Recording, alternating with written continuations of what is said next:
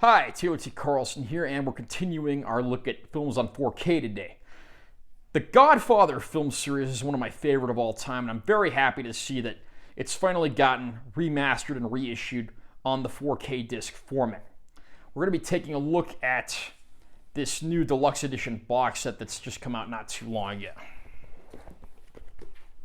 Yeah, right here, The Godfather, 50 years. It's crazy to believe it's been that long since the film came out. Admittedly, I wasn't alive when it first came out, but it's become one of my absolute favorites of all time. And the sequels, for the most part, are no slouches either. So I'm going to do an unboxing of this set, share my opinions, and so forth. Now, I'm not going to be including any screen caps in this video, just for the reason that there's no Blu-ray discs included, and I don't have the ability to do captures for 4Ks. In most cases, I'll do photographs of my television set playing the movie, but in this case, I don't really think that would do the transfer justice, and I'm just gonna speak this time around. And so again, here's our front cover of the outer case, and it's just plain black on all the surfaces. There is a backing card that comes with it, which actually shows the contents unboxed and has all our legalese and other information. There's also a digital copy code for the 3 films, so I'll most likely give that away in a contest. On the back, there's an ad for a reissue of the original Mario Puzo novel. Now we'll open this box up. So in here we have a hardbound book, as well as some other little goodies. And I like how there's a ribbon here that makes it easier to remove the stuff. That's much appreciated. Before we get into the main book, it does include 3 lithographs. You can actually get these framed and hang them on your wall. There is a piece of paper here to separate them so they don't get damaged in there. So first of all, we have Vito Corleone as portrayed by Marlon Brando in the first film. Then we have Vito Corleone as a young man portrayed by Robert De Niro in the second film. And then the last one is Michael Corleone as portrayed as an older man by Al Pacino in The Godfather Part 3. Now let's see what we have in this book here. There's also a release that doesn't have all the goodies and the hardbound book. Right here you got an intro from director Francis Ford Coppola. The Godfather films, of course, being the thing that he's most synonymous with. A lot of nice information and pictures in here. As usual, I'm not going to go through every single page here, but you see things in here like pictures of the novel that was utilized as a shooting script of sorts.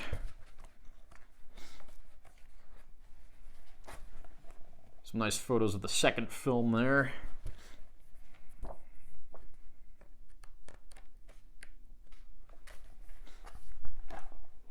And some stuff on the third film. Some nice photos from the third movie there. In the back, we have our discs. The Godfather, the original film, gets its own page here. And these are, of course, tucked into little sleeves. And just pull them up to get them out.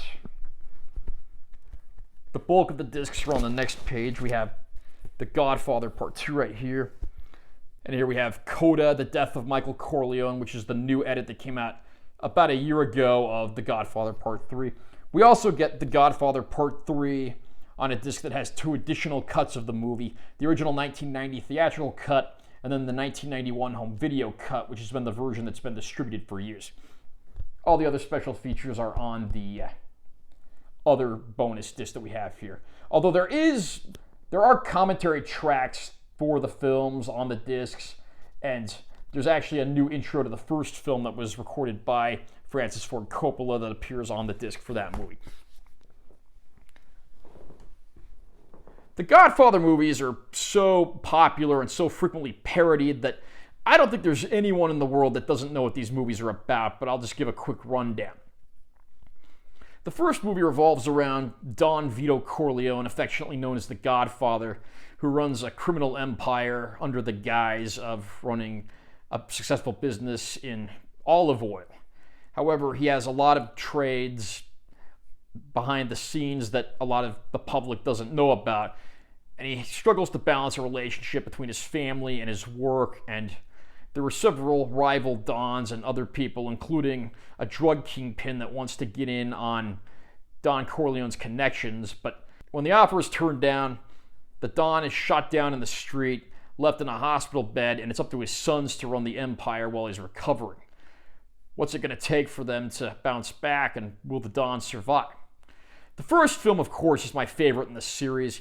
You'd think at first glance this would just be sort of a violent, brutal gangster movie, but it's actually a very touching, very heartfelt drama at times. It's not just a movie about crime. It goes far deeper than that.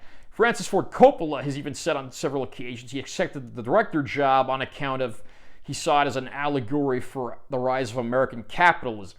There are people that are still talking about different interpretations of this film, and of course, I'm sure your individual ones will vary, but the one thing that can't be disputed is that this is a cinematic masterpiece that stood the test of time.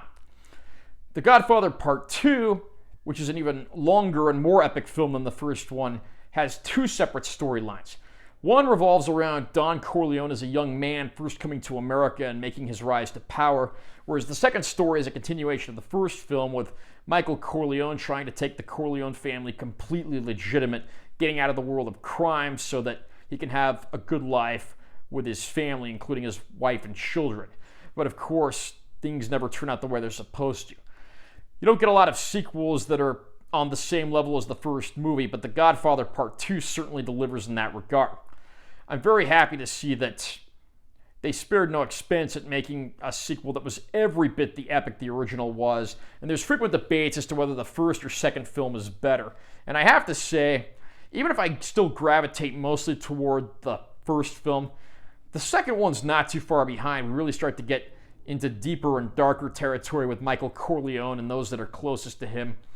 And seeing young Vito expertly played here by a young Robert De Niro certainly serves as one of the highlights of the series. The final film came 16 years later, The Godfather Part 3. Francis Ford Coppola has said that he sees this as more of an appendix than a proper sequel. Now, again, like I said, there's a theatrical version of the film. There's a home video cut that's been on video for years. That's been the main cut that was distributed. And then in recent years, we got Coda, The Death of Michael Corleone, which is the re-edited version of the movie. This time around, it's been about 20 years since the ending of The Godfather Part 2. Michael Corleone has become seen as something of a philanthropist, using his money and moving away from the world of crime to help others and create charitable foundations. He wants to seal a deal with a company that the Catholic Church has a stake in because he believes this will be the last step towards finalizing what it takes to finally make the Corleone family legitimate.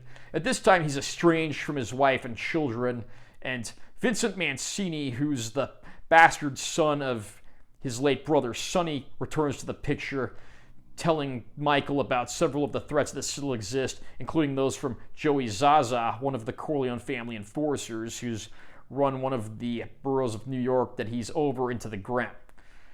Michael, of course, has to struggle with relationships with his family once again, as well as trying to help Vincent find direction and to find his place in the Corleone family.